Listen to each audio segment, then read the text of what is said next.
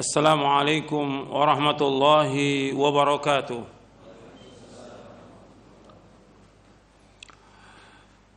إن الحمد لله نحمده ونستعينه ونستغفره ونعوذ بالله من شرور أنفسنا ومن سيئات أعمالنا من يهده الله فلا مضل له ومن يضلل فلا هادي له أشهد أن لا إله إلا الله وحده لا شريك له وأشهد أن محمدا عبده ورسوله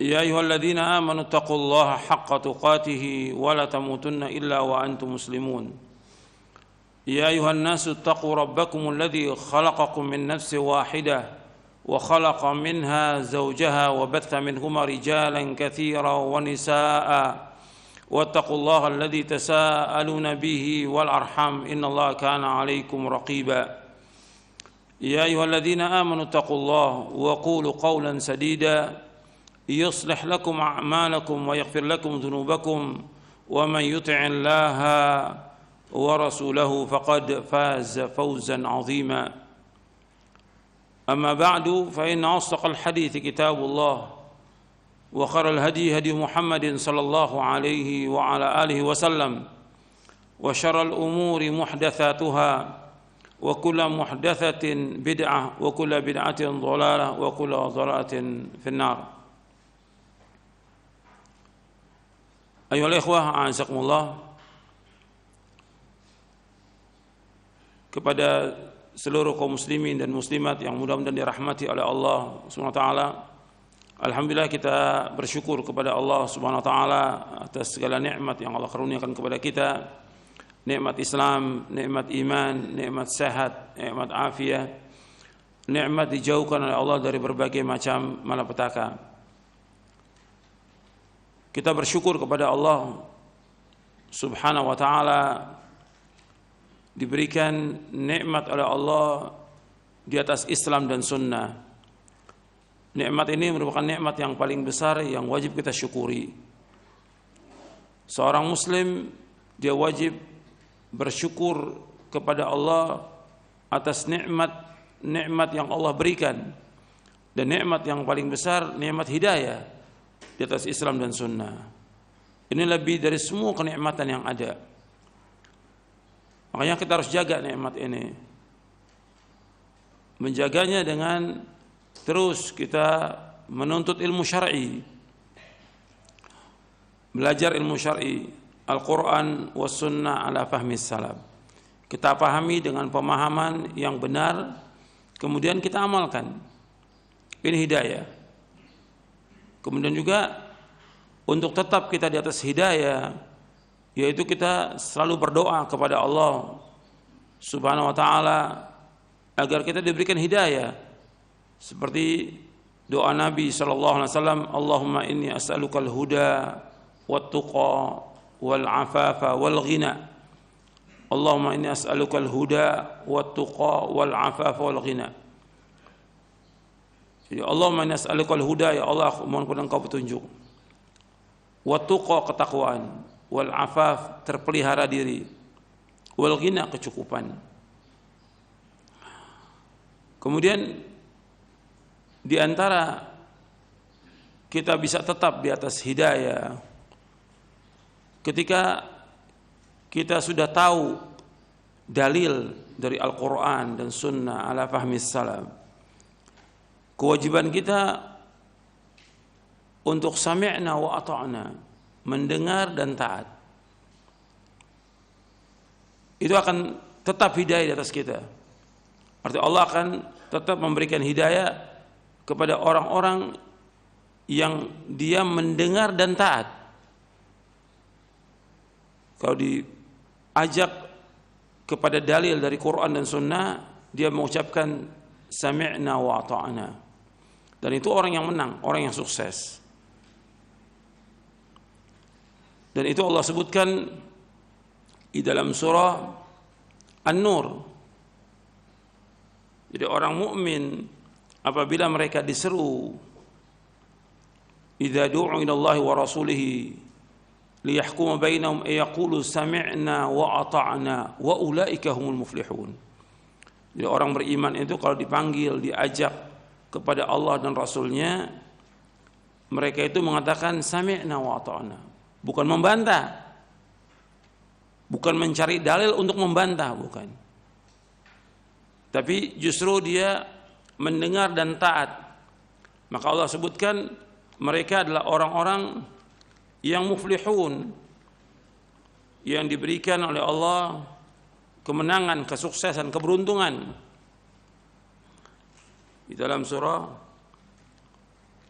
An-Nur di ayat 51, innama kana qaulal mu'minina idza du'u ila Allahi wa rasulihi liyahkuma bainahum ay yaqulu sami'na wa ata'na wa ulaika humul muflihun.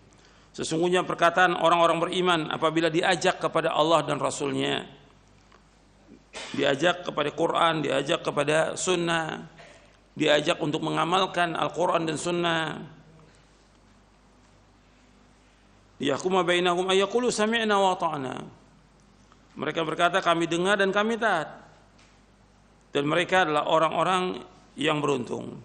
Kemudian di ayat 52-nya dalam surah An-Nur, wa may yuti'illaha wa rasulahu wa yakhshallaha wa yattaqi fa ulaika humul faizun. Dan barang siapa yang taat kepada Allah dan Rasulnya, dia takut kepada Allah dan dia bertakwa kepada Allah, maka mereka adalah orang-orang yang sukses, orang-orang yang menang. Jadi ini penting untuk diperhatikan. Kalau sudah ada dalil dari Quran dan Sunnah, kita sami'na wa ata'na dan amalkan. Bukan sekedar mengucapkan sami'na wa ata'na, bukan, tapi mengamalkannya. Sebab orang yang sudah dapat petunjuk, sudah dikasih hidayah oleh Allah, dan dia tahu keterangan atau dalil, kemudian dia tidak mengikuti dalil itu, maka Allah akan sesatkan dia. Seperti yang Allah sebutkan dalam surah As-Saff, falamma zaghu azaghallahu qulubahum wallahu la yahdil qaumal fasiqin. Di dalam surah As-Saff Allah menyebutkan tentang orang-orang yang dia sudah tahu kebenaran, sudah tahu, kemudian dia berpaling dari kebenaran itu. Falamma zaghu azaghallahu qulubahum wallahu la yahdil qaumal fasiqin. Dalam surah As-Saff ayat 5, tatkala mereka berpaling dari hidayah, dari dalil yang sudah dijelaskan, dia sudah tahu keterangannya, sudah tahu ilmunya, tapi dia berpaling, azaghallahu qulubahum, Allah biarkan dia sesat.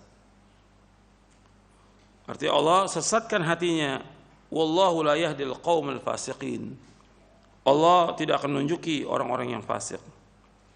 Jadi hidayah ini mahal, yang kita harus perhatikan kepada kaum muslimin dan muslimat yang mudah-mudahan dirahmati oleh Allah Ta'ala. Hidayah ini mahal. Kalau kita sudah tahu kebenaran dari Al-Quran dan Sunnah, sudah tahu dalil, maka kita berusaha untuk mengamalkannya. Jangan kita tolak dengan hawa nafsu kita, dengan tokoh-tokoh masyarakat, atau dengan cari dalil yang lain untuk kita menyimpang dari kebenaran itu. Itu hati-hati. Sebab hidayah, saya katakan lagi, mahal. Hidayah itu lebih mahal dari dunia dan seisinya. Ketika orang sesat, dia rugi. Rugi dunia, rugi akhirat, dan tidak akan mengalami ketenangan dalam hidupnya. Kemudian diantaranya untuk tetap dalam hidayah dan juga dalam cahaya, yaitu kita melaksanakan sholat yang 5 waktu di masjid. Sebab bagi laki-laki sholat berjamaah yang 5 waktu di masjid itu hukumnya wajib, fardu ain bagi laki-laki. Dalilnya banyak. Di dalam Al-Quran Allah berfirman dalam surah Al-Baqarah di ayat 43, wa aqimus salata wa atuz zakata warka'u ma'ar raki'in. Dirikanlah salat keluarkanlah zakat dan rukulah bersama orang yang ruku. Maksudnya hendaklah kalian sholat dengan berjamaah. Makanya Al-Hafidz Ibnu Katsir mengambil dalil dari ayat ini tentang wajibnya sholat berjamaah. Kemudian juga Allah menyebutkan di dalam surah An-Nisa di ayat 102 ketika terjadi perang. Ini perang ini. Perang ini ada dua kemungkinan orang dalam perang. Ima dia mati syahid atau dia menang. Berarti yang dihadapi ketika perang itu udah nyata, jelas, yang ada apa? Kematian. Para sahabat nggak takut mati. Nggak takut para sahabat. Radhiyallahu ajma'in. Rasulullah tetap melaksanakan sholat apa? Berjamaah. Antum lihat ayatnya di dalam surah An-Nisa ayat 102. Di ayat itu Allah menyebutkan tentang wajibnya sholat berjamaah. Artinya dalam kondisi perang saja Nabi disuruh oleh Allah untuk sholat berjamaah. Kondisi perang, musuh berada di hadapan kita. Wa idza kunta fihim fa aqamta lahumus salata faltakum ta'ifatun minhum ma'aka walyakhudhu asliyatahum. Fa idza sajadu falyakunu min wara'ikum wal ta'ti ta'ifatun ukhra lam yusallu falyusallu ma'aka walyakhudhu hidrahum wa asliyatahum. Sampai akhir ayat. Apabila engkau berada di tengah-tengah mereka dengan para sahabat, maka dirikanlah salat. Artinya dirikan salat bersama mereka, bersama para sahabat. Hendaknya sekelompok dari mereka berdiri bersama kamu. Jadi beda ini, salat ketika perang ini beda. Satu kelompok salat bersama Nabi dan mereka berpegang mereka memegang senjata mereka. Apabila mereka sujud, maka hendaknya mereka berada di belakang mereka dan datang yang lain. Artinya satu baris, satu kelompok itu sholat bersama Nabi, selesai satu rakaat mundur, yang lain masuk. Menyelesaikannya masing-masing. Tapi tetap berjamaah dan musuh berada di hadapan. Arti kalau dalam perang aja disuruh sholat berjamaah, apa dalam kondisi apa? Aman, tidak perang. Ini nas Al-Quran dan ini sudah dilaksanakan oleh Rasulullah SAW dan para sahabatnya radhiyallahu ajma'in. Maka kita harus perhatikan, justru kita harus berusaha bagaimana kita sholat berjamaah. Sebab ini termasuk petunjuk. Antum lihat ayatnya bahwa sholat berjamaah, orang yang sholat berjamaah akan diberikan hidayah pasti. Antum lihat dalam surah At-Taubah di ayat 18. Surah At-Taubah di ayat 18 Allah berfirman, innama ya'muru masajidallah man amana billahi wal yawmil akhir wa aqama as-salata wa ata az-zakata wa lam yakhsha illa Allah fa'asa ulaika ay yakunu minal muhtadin. Sesungguhnya yang meramaikan masjid-masjid Allah, sesungguhnya ada juga yang mengartikan hanyalah orang-orang yang meramaikan masjid Allah adalah orang-orang beriman kepada Allah dan kepada hari akhir, mendirikan salat, mengeluarkan zakat, dan mereka tidak takut melainkan hanya kepada Allah. Dan mereka pasti mendapatkan petunjuk. Jadi asa bagi Allah itu merupakan satu kepastian. Jadi dalam bahasa kita diartikan dengan mudah-mudahan mereka dapat petunjuk. Jadi dengan dia sholat berjamaah akan diberikan petunjuk oleh Allah Ta'ala. Ini perhatikan, hidayah ini mahal. Sholat berjamaah itu akan membawa manusia kepada hidayah. Ketika dia tidak melaksanakan sholat berjamaah, maka dia akan sesat. Perhatikan itu. Di sini Allah menyebutkan, saya ulangi ayat ini dan saya akan bawakan athar dari sahabat Ibn Mas'ud radhiyallahu anhu. Allah menyebutkan dalam ayat ini, innama ya'muru masajidallah man amana billahi wal yawmil akhir wa aqama as-salah wa ata az-zakah wa lam yakhsha illallah fa asa ulaika yakunu minal muhtadin. Sesungguhnya yang meramaikan masjid-masjid Allah itu adalah orang-orang yang beriman kepada Allah, beriman kepada hari akhir, mendirikan salat, mengeluarkan zakat, dan mereka tidak takut kecuali hanya kepada Allah. Maka mudah-mudahan mereka mendapatkan petunjuk, artinya mereka akan dapat hidayah. Di dalam athar dari sahabat Ibnu Mas'ud radhiyallahu an yang diriwayatkan oleh Imam Muslim di dalam sahihnya,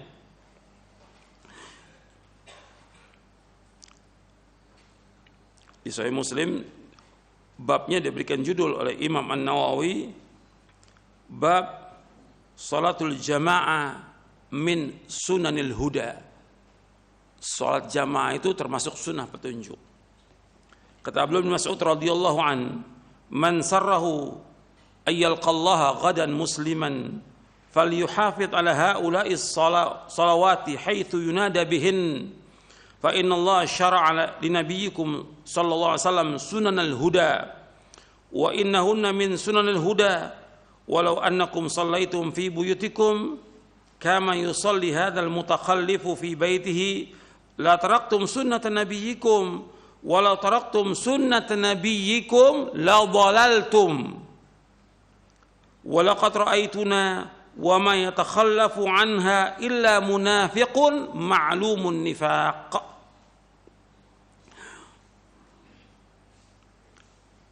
Kata Nabi sallallahu alaihi wasallam, kata Abdullah bin Mas'ud radhiyallahu an, barang siapa yang senang bertemu dengan Allah di hari kiamat dalam keadaan muslim, hendaklah ia menjaga salat yang 5 waktu di mana saja dia dikumandangkan azan, di mana saja dia salat. Artinya salat 5 waktu di mana saja dikumandangkan azan, salat 5 waktu dia salat di sana. Sesungguhnya Allah Subhanahu wa taala telah mensyariatkan kepada Nabi kalian Muhammad SAW sunnah-sunnah yang merupakan sunnah petunjuk. Salat 5 waktu termasuk sunnah-sunnah yang merupakan sunnah petunjuk. Seandainya kalian salat di rumah kalian sebagaimana orang yang tertinggal ini salat di rumahnya, artinya dia tidak salat berjamaah di masjid, niscaya kalian akan meninggalkan sunnah Nabi kalian. Seandainya kalian meninggalkan sunnah-sunnah Nabi kalian, niscaya kalian akan sesat. Dan saya melihat pada zaman kami, itu zaman para sahabat, tidak ada yang meninggalkan sholat berjamaah kecuali seorang munafik yang telah diketahui munafiknya. Ini sahih diriwayatkan oleh Imam Muslim dalam Kitabul Masajid wa Mawadhi'is Shalah, bab salatul jamaah min sunan huda.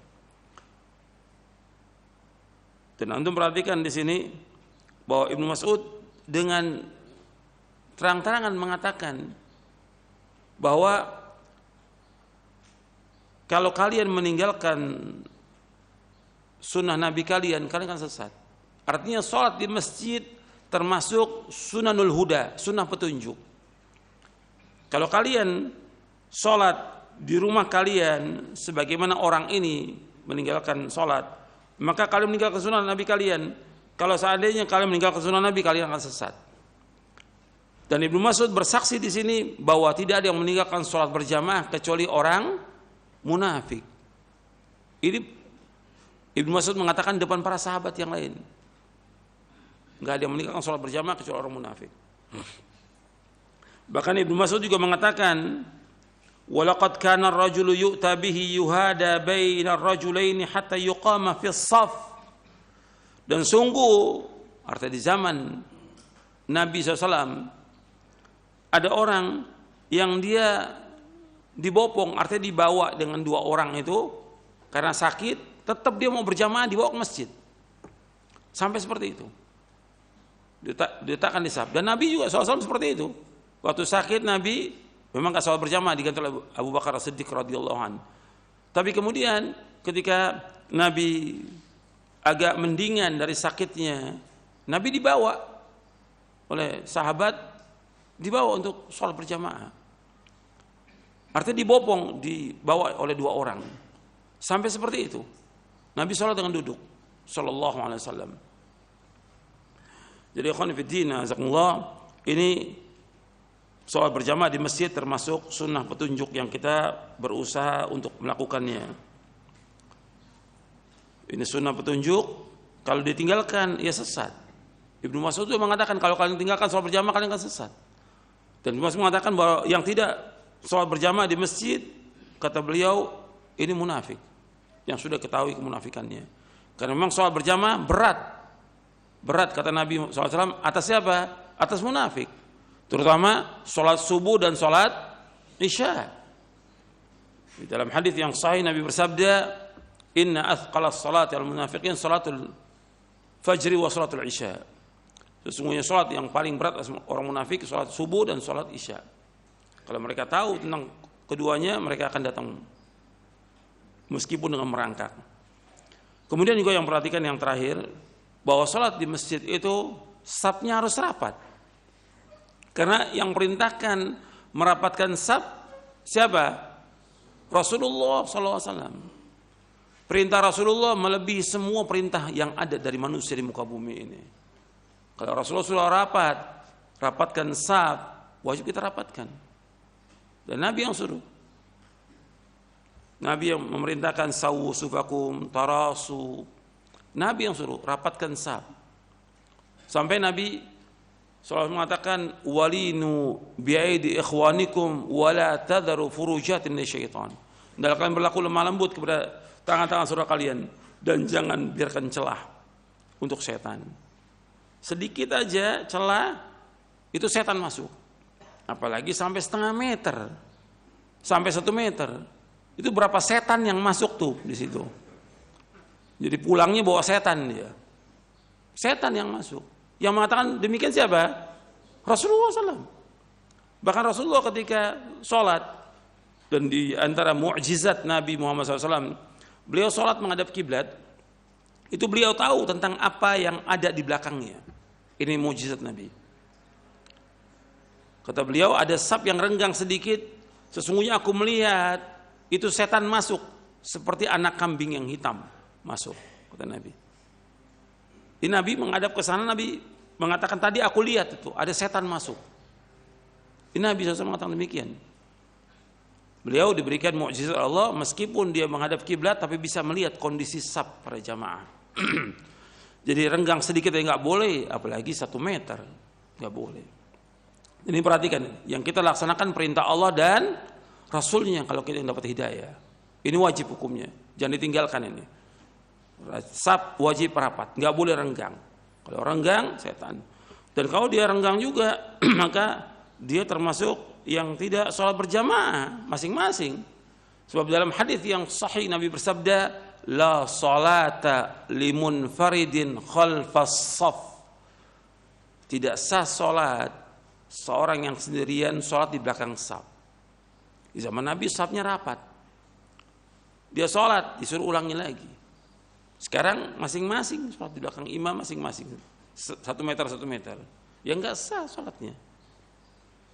Dia harus mengulangi sholat berjamaah, enggak sah sholat berjamaahnya. Jadi masing-masing dia sholat. Jadi harus perhatikan itu. Bahwa Nabi mengatakan demikian. La sholata limunfaridin khalfas shaf. Jadi saf ini harus rapat. Dan kita kenapa harus takut? Kalau di luar sebelum masuk ke masjid itu ngobrol di luar, rapat tuh ngobrolnya. Ya.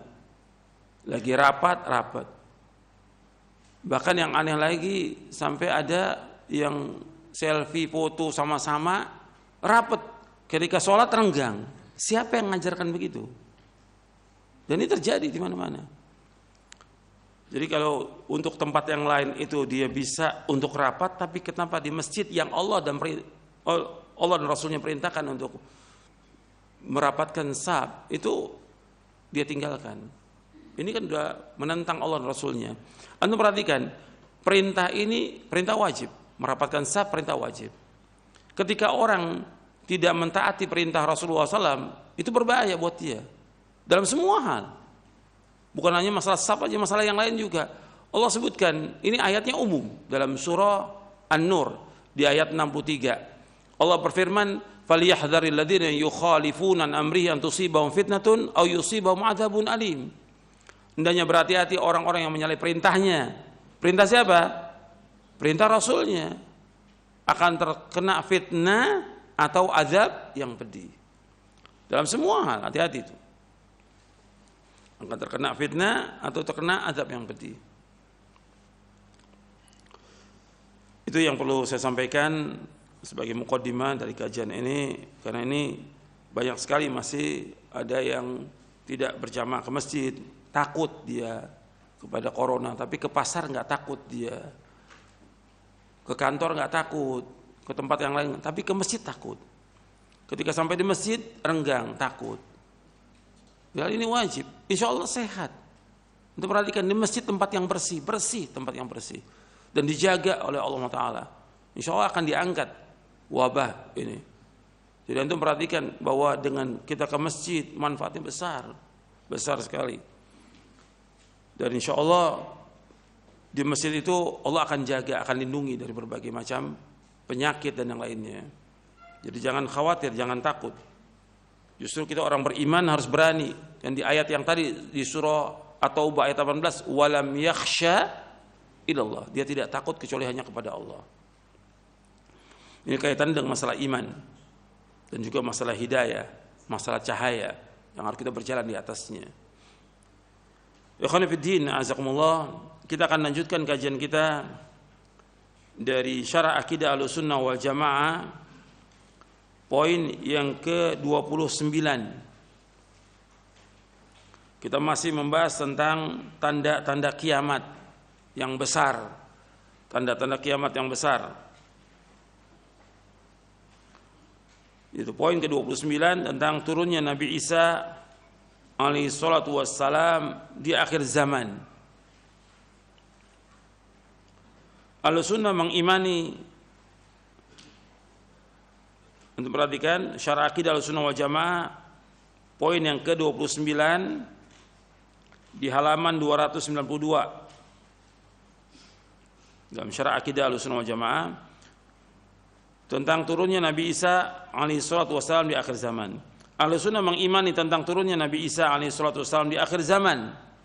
Sifat-sifat Nabi Isa alaihi salatu wassalam yang tercantum di berbagai riwayat adalah beliau seorang laki-laki, berperawakan tidak tinggi juga tidak pendek, kulitnya kemerah-merahan, rambutnya keriting, berdada bidang, rambutnya meneteskan air seolah-olah beliau baru keluar dari kamar mandi. Beliau membiarkan rambutnya terurai memenuhi kedua pundaknya. Setelah keluarnya Dajjal dan terjadinya kerusakan di muka bumi, maka Allah mengutus Nabi Isa alaihissalam untuk turun ke muka bumi ini.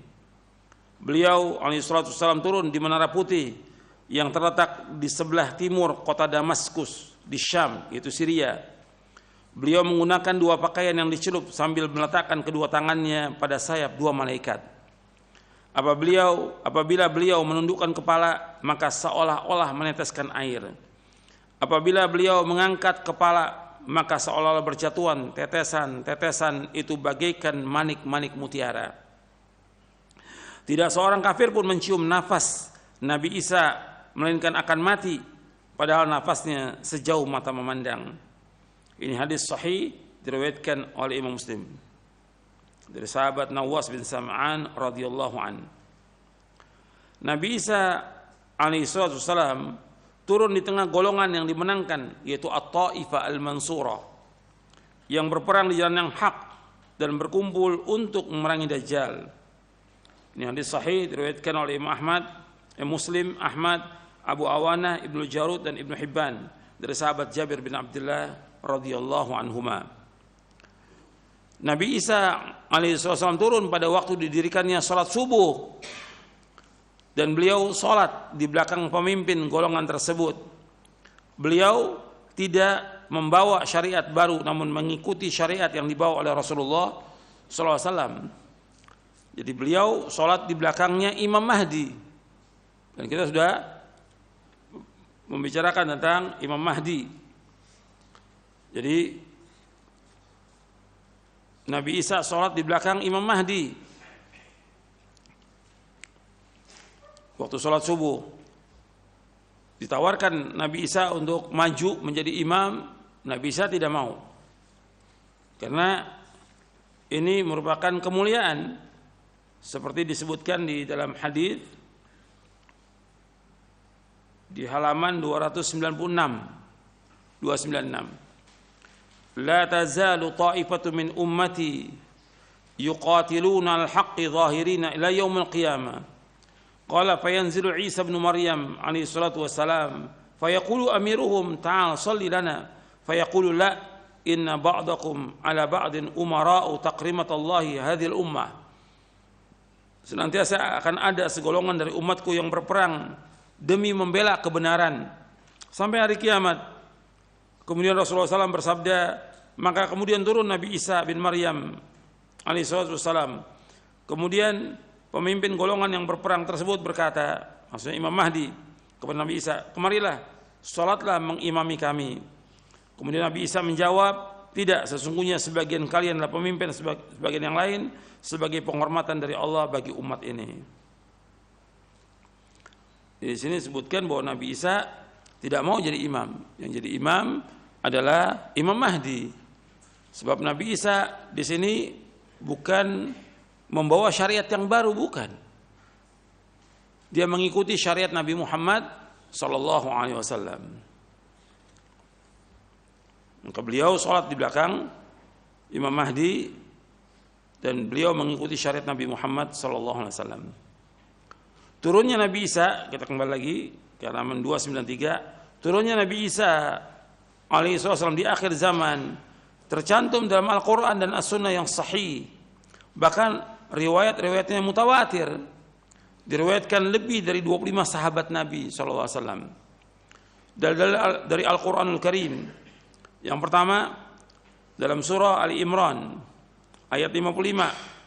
Allah berfirman, "Idz qala Allahu ya Isa, inni mutawaffika wa rafi'uka ilayya wa mutahhiruka minal ladzina kafaru wa ja'ilul ladzina ittaba'uka fawqa alladzina kafaru ila yaumil qiyamah.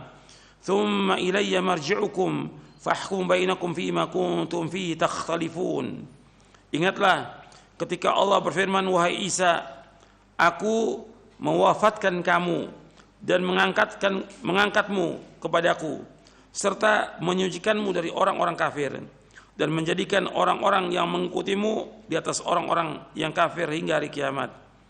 Kemudian kepadaku engkau kembali, lalu aku beri keputusan tentang apa yang kamu perselisihkan.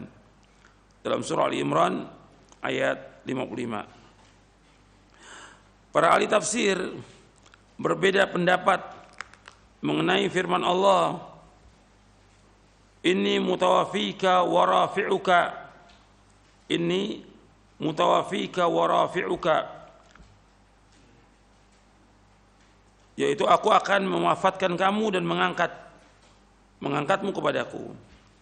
Menurut Qatadah dan para ulama lainnya, ini merupakan bentuk kalimat dalam bentuk muqaddam dan muakhar, bentuk kalimat yang mendahulukan atau yang mendahulukan apa yang seharusnya ada di akhir dan mengakhirkan apa yang seharusnya didahulukan. Kedudukan sebenarnya ini rafi'uka ilayya wa mutawaffika. Ini menurut Qatadah. Ini aku mengangkatmu kepadaku dan mewafatkanmu. Dan mayoritas para ulama berpendapat, artinya jumhur ulama, bahwa yang dimaksud dengan wafat tersebut adalah tidur. Sebagaimana firman-Nya, wa huwallazi yatawaffakum bil-laili, dan dialah Allah yang mewafatkan atau menidurkan kalian di malam hari. Jadi kalimat tawaffa di sini artikan yaitu tidur. Bukannya mati, bukan. Seperti Allah sebutkan dalam surah Az-Zumar ayat 42, Allah yatawaffal anfusa hina mautiha wallati lam tamut fi manamiha. Allah mewafatkan, artinya memegang jiwa orang ketika matinya dan memegang jiwa orang yang belum mati pada waktu tidurnya. Di sini kalimatnya tawaffa. Ada juga yang menyebutkan disempurnakan. Jadi kalimat ini disebutkan oleh para mufassirin demikian tentang kalimat yatawaffa. Artinya bukan diartikan dengan mati, bukan. Dan di sini diangkat yaitu diangkat ruhnya dan badannya. Lebih jelas lagi di sini, di ayat selanjutnya. Yang kedua dalam surah An-Nisa ayat 157 ayat 158. Wa qaulihim inna qatalna al-masih Isa ibn Maryam rasulullah wa ma qataluhu wa ma salabuhu walakin shubbiha lahum wa innal ladzina ikhtalafu fihi la fi shakkin min ma lahum bihi min ilmin illa ittiba' dhann wa ma qatalu yaqina bal rafa'ahu Allah ilaihi wa kana Allahu azizan hakima. Dan kami hukum juga karena ucapan mereka sungguhnya kami telah membunuh Al-Masih. Artinya orang-orang Yahudi mereka mengatakan sungguhnya kami telah membunuh Al-Masih Isa putra Maryam Rasulullah. Kata Allah Taala, "Wa ma qataluhu wa ma salabuhu." Mereka tidak membunuhnya dan mereka tidak juga menyalibnya. Walakin syubbiha lahum, akan tapi yang mereka bunuh orang yang diserupakan dengan Isa. Wa innal ladzina ikhtalafu fi syakkin min, sesungguhnya mereka yang berselisih pendapat tentang pembunuhan Isa selalu dalam keraguan tentang yang dibunuh itu. Artinya dia enggak yakin yang dibunuh Isa, ragu mereka. Malahum bihi min ilmin illa tiba'adh dhann. Mereka mengikuti persangkaan belaka. Wa ma qatalu yaqina, jadi mereka tidak yakin telah membunuhnya. Bar rafa'ahu Allah ilaihi wa kana Allahu azizan hakima. Tetapi Allah telah mengangkat Isa ke hadiratnya. Allah Maha Perkasa dan Allah Maha Bijaksana. Di sini disebutkan bahwa mereka tidak membunuhnya dan tidak menyalibnya, tetapi mereka diserupakan. Artinya ada seorang yang diserupakan dengan Nabi Isa, itu yang dibunuh. Dan mereka tetap dalam keadaan ragu, benar apa tidak nih yang dibunuh Isa? Tetap. Artinya wa ma qatalu yaqinan, mereka tidak yakin membunuh Isa. Lebih tegas lagi Allah mengatakan bahwa Allah mengangkat yang dikehendaki oleh orang-orang Yahudi, yaitu terbunuhnya Nabi Isa. Yang mereka inginkan Nabi Isa mati. Makanya di sini Allah membantah bahwa Allah mengangkat Nabi Isa, menunjukkan apa? Bahwa Nabi Isa itu tetap hidup. Ini juga untuk membantah orang-orang Yahudi, karena yang mereka kehendaki Nabi Isa itu mati. Kalau mau diangkat yaitu dengan mati, ya apa manfaatnya? Justru Allah akan membantah mereka bahwa Allah mengangkat Nabi Isa dalam keadaan beliau hidup, tetap hidup. Artinya Nabi Isa tetap hidup. Maka di sini disebutkan Allah mengangkat Nabi Isa alaihissalam dalam keadaan hidup dengan ruh dan jasadnya. Ayat Al-Quran di atas sebagai dalil untuk membantah orang-orang Yahudi yang menyangka Isa dibunuh dan disalib. Kalau yang diangkat ruhnya saja, maka akan beda. Maka apa bedanya Nabi Isa dengan nabi-nabi yang lain? Kalau yang diangkat cuma rohnya saja, apa bedanya antara Nabi Isa dengan nabi yang lain? Bahkan juga kaum mukminin, semua rohnya diangkat Allah sesudah wafat. Jadi tidak beda antara Nabi Isa dengan lainnya. Lantas apa manfaat penyebutan diangkat ke langit kalau bukan yang diangkat itu ruh dan jasadnya? Ini disebutkan oleh Syekh Muhammad Khalil Hirras dalam kitabnya Faslul Maqal fi Raf'i Isa sallallahu alaihi wasallam hayyan wa fi nuzulihi wa qatlihi ad-Dajjal. Disebutkan bahwa Nabi Isa diangkat dalam keadaan hidup. Al-Hafidz Ibnu Katsir rahimahullah setelah menafsirkan ayat ini, kemudian beliau membawakan beberapa hadis tentang turunnya Nabi Isa.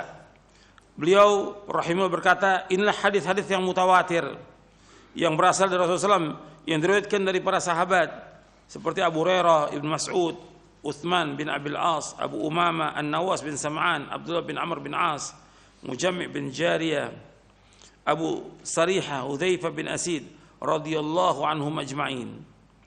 Di dalam hadis-hadis ini mengandung petunjuk tentang sifat-sifat turunnya Nabi Isa, juga tempatnya, yaitu ia akan turun di Syam, di Syria, tepatnya di Damaskus pada menara timur dan terjadi ketika akan didirikannya salat subuh. Di dalam tafsir Ibnu Katsir. Kemudian kita masuk yang ketiga. Allah berfirman dalam surah Az-Zukhruf ayat 61. Wa innahu la'ilmun lis-sa'ati fala tamtarunna biha wattabi'uni hadza shiratum mustaqim. Dan sungguh dia Isa benar-benar menjadi pertanda akan datangnya hari kiamat. Karena itu janganlah kamu ragu-ragu tentang kiamat itu dan ikutilah aku, ini jalan yang lurus. Jadi kalimat wa innahu la'ilmun lis-sa'ah itu maksudnya alamatun lis-sa'ah.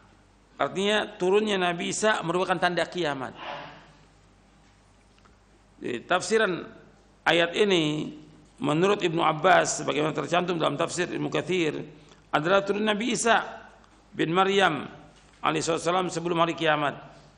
Kemudian dijelaskan oleh Ibnu Katsir hadis-hadis tentang turunnya Nabi Isa sebelum hari kiamat.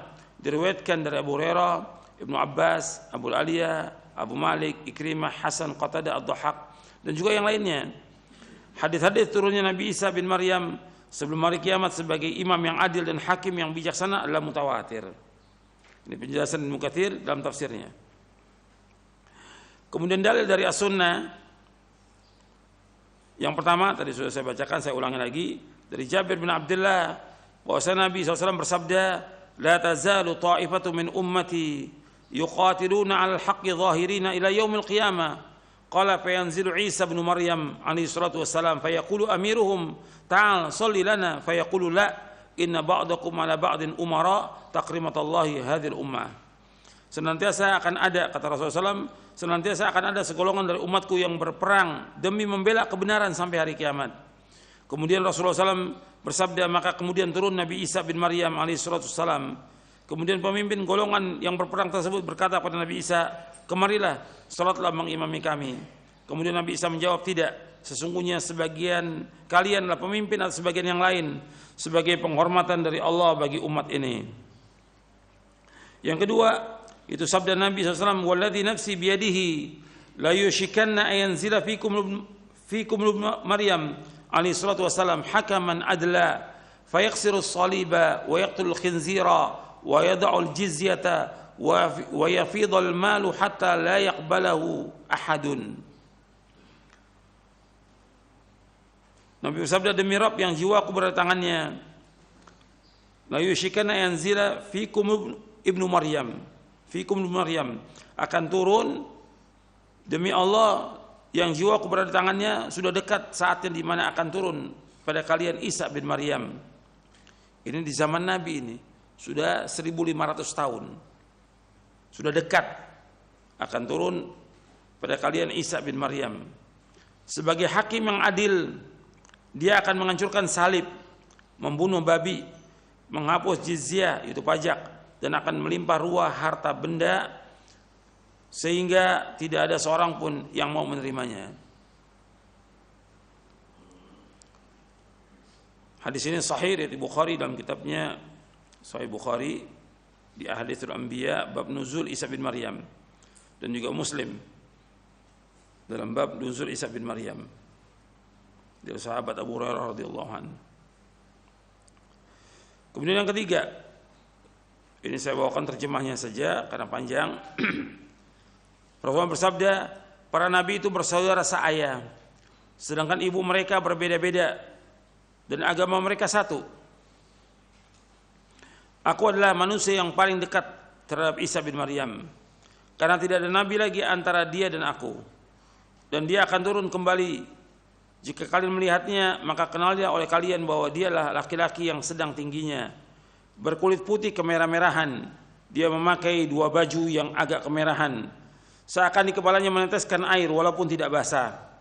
Dia akan mematahkan salib, membunuh babi, dan menghapus jizyah, serta menyeru kepada manusia untuk masuk ke dalam agama Islam. Di zamannya Allah akan menghancurkan seluruh agama, artinya menghapuskan seluruh agama kecuali Islam, dan Allah akan membunuh Al-Masih Ad-Dajjal. Kemudian terciptalah keamanan di bumi, hingga singa dengan unta mencari makan di tempat yang sama. Dan demikian pula harimau dan sapi, juga serigala dan kambing, serta anak-anak kecil bermain-main dengan ular tanpa membahayakan mereka. Beliau tinggal selama 40 tahun, kemudian wafat dan kaum muslimin mensalatkannya. Hadis ini sahih riwayat Abu Daud, Ibnu Hibban dan Ahmad dari sahabat Abu Hurairah radhiyallahu anhu. Dan dimasukkan Syekh Al-Albani dalam silsilah hadits as-sahihah di juz yang kelima. Hadis ini ada di footnote kalau antum ikut kajian Syarh Sunnah lil Imam Al-Barbari, ini ada di footnote-nya ketika membahas tentang Nabi Isa alaihissalam. Turunnya Nabi Isa alaihissalam memberikan hikmah yang besar. Turunnya Nabi Isa alaihissalam memberikan hikmah yang besar. Di sini sebelum saya lanjutkan, yang ketiga ini untuk menunjukkan bahwa di zamannya Nabi Isa itu aman, di zamannya Imam Mahdi aman, semua mendapatkan keamanan, ketenangan, bahkan binatang buas pun itu bisa makan bersama dengan unta, singa dengan unta, anak-anak bermain dengan ular, itu aman semua. Semuanya dalam kondisi aman. Nanti setelah itu kemudian Allah akan keluarkan Ya'juj wa Ma'juj. Makanya setelah itu, setelah aman beberapa tahun ini, kemudian disuruh untuk mereka lari ke Gunung Tur. Nabi Isa dan Imam Mahdi mengajak ke Gunung Tur karena akan keluar Ya'juj wa Ma'juj. Dan banyak sekali Ya'juj wa Ma'juj ini. Dan ganas, membunuh siapa aja yang ketemu itu dibunuh. Bahkan disebutkan bahwa melewati danau Tobaria itu yang pertama lewat itu minum air itu. Yang terakhir nggak dapat. Sampai terakhir mengatakan dulu ini ada air di sini, kok udah nggak ada. Menunjukkan luar biasa ganasnya mereka. Dibunuh semua di bumi sampai kemudian dia, nanti kita akan bicarakan soal Ya'juj ini. Membunuh yang di langit, artinya melemparkan panahnya ke langit. Sampai Allah turunkan binatang yang kemudian mereka mati dengan sebab itu. Artinya binatang-binatang kecil. Seperti Allah membinasakannya pasukan gajah dengan tayran ababil. Setelah itu mereka mati, baru Nabi Isa turun. Dan kemudian aman lagi, dan nanti setelah itu baru terjadi kiamat. Turunnya Nabi Isa alaihissalam memberikan hikmah yang besar. Di antaranya hikmah itu, yang pertama, membantah orang-orang Yahudi yang beranggapan bahwa mereka telah membunuh Isa. Pada Nabi Isa yang membunuh pimpinan mereka, pimpinan Yahudi, yaitu Dajjal, dibunuh oleh Nabi Isa alaihissalam.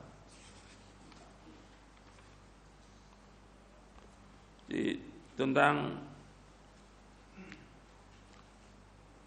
hikmahnya turunnya Nabi Isa alaihissalam ini banyak. Dan anda perhatikan bahwa sebelum kita masuk lagi di sini, bahwa tentang turunnya Nabi Isa dimasukkan oleh para ulama Ahlus Sunnah dalam kitab-kitab akidah. Imam Ahmad masukkan, Imam Abdul Hasan Al-Asy'ari masukkan di dalam kitabnya Al-Ibana. Begitu juga Imam At-Tahawi dalam kitab Syarah Aqidah Tahawiyah dan yang lainnya.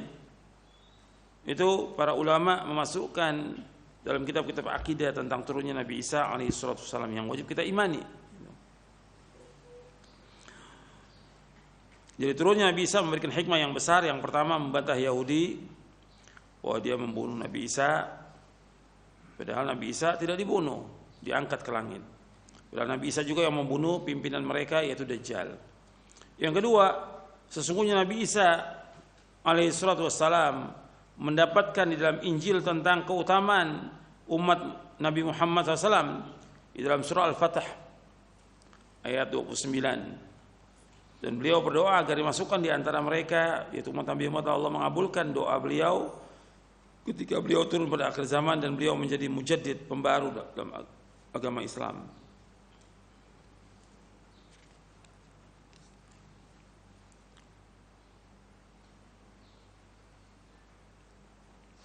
Itu seperti Allah sebutkan dalam surah Al-Fatih ayat 29, wa mathalun fil injili ka zar'in akhraja syat'ahu fa azara fastaghlaba fastawa ala suqih.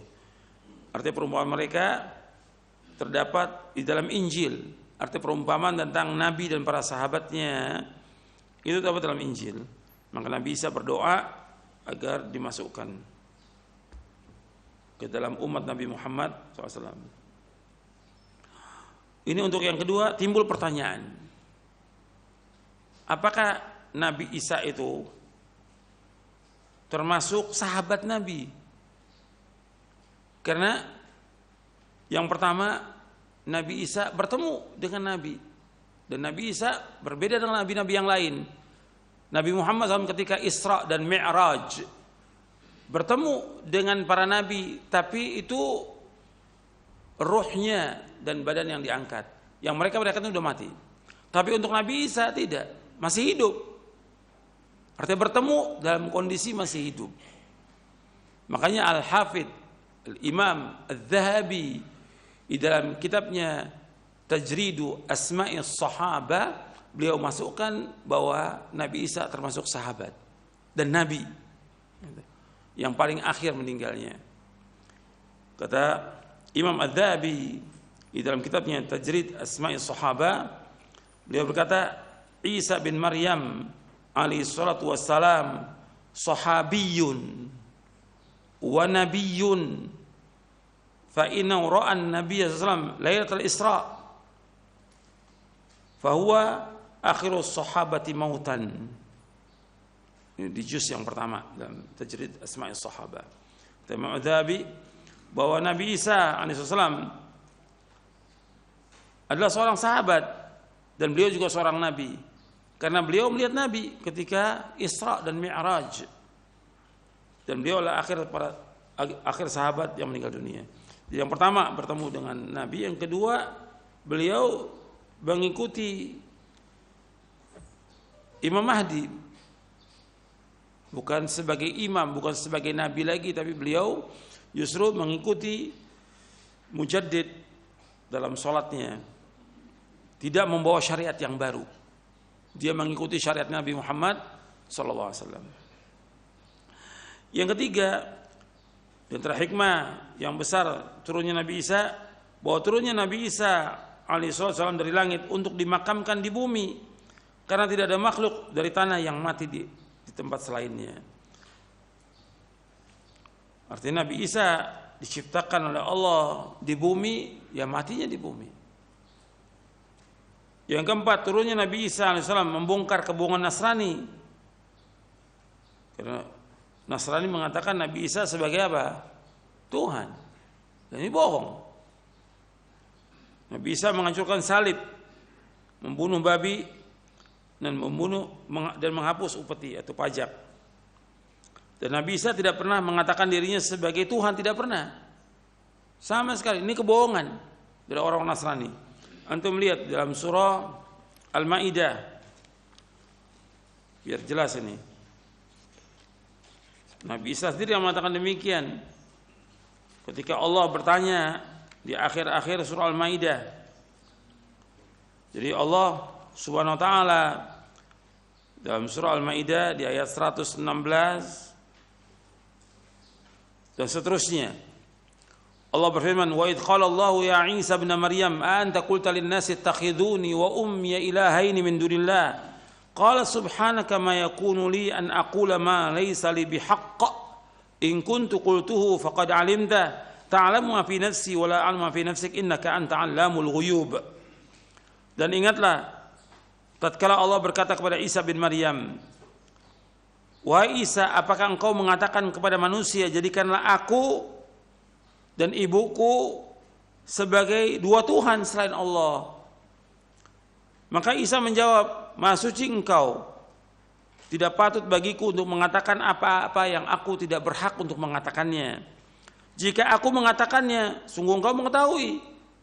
Engkau mengetahui apa yang terdapat dalam diriku dan aku tidak mengetahui apa yang ada pada dirimu.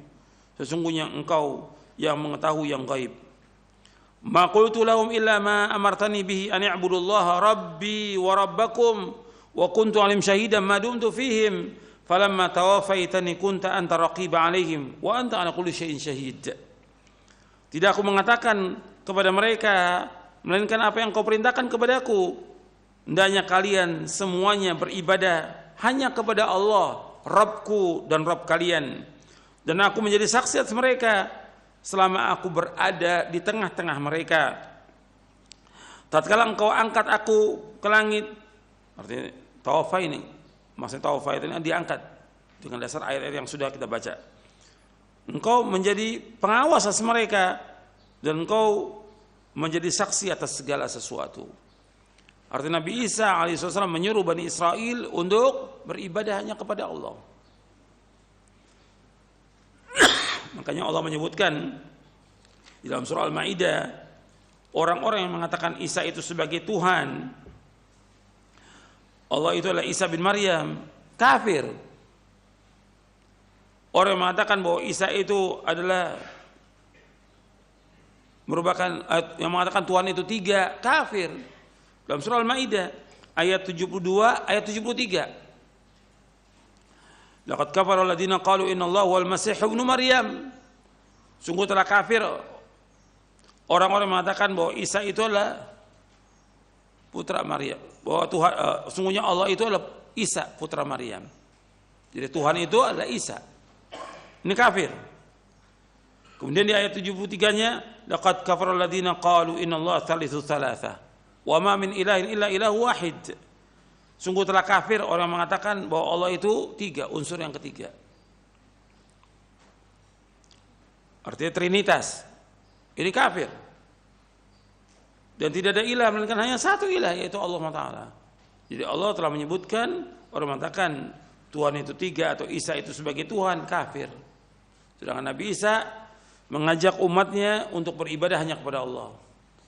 Innallaha rabbi wa rabbukum fa'buduh hadza siratum mustaqim. Dalam surah Al-Imran.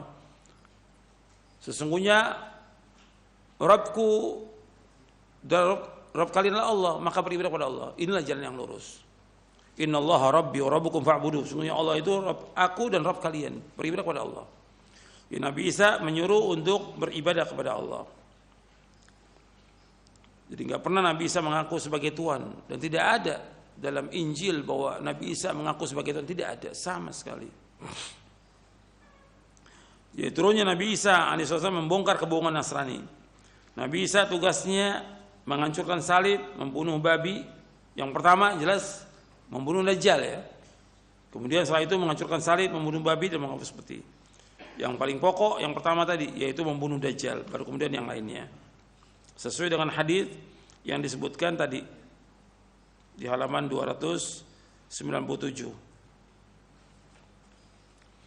Kemudian yang kelima, beliau memiliki keistimewaan yang khusus karena jarak antara beliau dengan Nabi Muhammad SAW sangat dekat dan tidak ada nabi lain yang memisahkan antara Nabi Isa AS dengan Rasulullah SAW. Yang keenam, Nabi Isa AS berhukum dengan syariat Nabi Muhammad SAW dan menjadi pengikut Nabi Muhammad SAW. Beliau turun tidak membawa syariat yang baru karena agama Islam penutup segala agama dan Nabi Isa SAW menjadi hakim umat ini karena tidak ada nabi setelah Nabi Muhammad SAW. Yang ketujuh, zamannya Nabi Isa AS adalah zaman yang penuh dengan ketenangan, keamanan dan keselamatan, damai di zaman itu.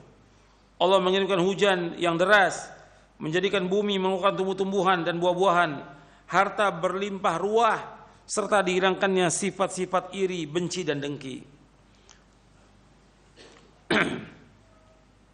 Kemudian juga diturunkannya buah-buahan. Ini kalimat yang terputus di sini. Artinya harta berlimpah serta dihilangkannya sifat-sifat iri, benci dan dengki. Yang kedelapan, lamanya Nabi Isa tinggal di bumi adalah selama 40 tahun. lamanya Nabi Isa 40 tahun. Di dalam hadis riwayat Imam Ahmad dan Ibnu Hibban, Rasul bersabda, "Fayamkuthu fil ardi 40 sanatan imaman adlan wa hakaman muqsita." Beliau tinggal di bumi selama 40 tahun sebagai imam yang adil dan hakim yang bijaksana. Ini riwayat Imam Ahmad, Ibnu Hibban dari sahabat Aisyah radhiyallahu anha, dan rawi-rawinya sahih. Yang kesembilan, Nabi Isa bin Maryam alaihissalam ketika turun ke dunia akan menunaikan ibadah haji dan umrah. Yang kesembilan, Nabi Isa bin Maryam ketika turun ke dunia akan menunaikan ibadah haji dan umrah. Hadisnya sahih, diriwayatkan oleh Imam Abdul Razzaq dalam kitabnya Al-Musannaf, dan juga Muslim dari sahabat Abu Hurairah radhiyallahu anhu. Yang ke-10, Nabi Muhammad SAW berpesan, siapa saja dari umat Islam yang bertemu dengan Nabi Isa AS di akhir zaman, hendaklah ia menyampaikan salam Nabi Muhammad SAW kepada Nabi Isa AS. Hadisnya sahih, diriwayatkan oleh Imam Ahmad dalam musnadnya. Ini tentang 10 keistimewaan atau hikmah yang besar diturunnya Nabi Isa AS ke muka bumi ini. Ya, sampai sini kajian kita, mudah-mudahan bermanfaat. Wassallallahu Nabi Muhammadin sallallahu alaihi wa ala alihi wasallam. Mudah-mudahan yang saya sampaikan bermanfaat dan bisa kita ambil pelajaran dari apa yang disampaikan, terutama dalam mukadimah tadi yang kita harus amalkan. Kurang lebihnya saya mohon maaf. Wassallallahu Nabi Muhammadin sallallahu alaihi wasallam. Subhanakallah bihamdik asyhadu an la ilaha illa anta astaghfiruka wa atubu ilaik. Assalamualaikum warahmatullahi wabarakatuh.